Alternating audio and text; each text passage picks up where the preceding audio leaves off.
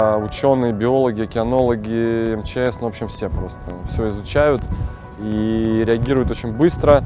Общественность тоже помогает, скидывает материалы, фото, видео. Просто они до этого вылетали в сеть, и это все как бы со стороны казалось, ну, что тут там жесть, все мы умрем.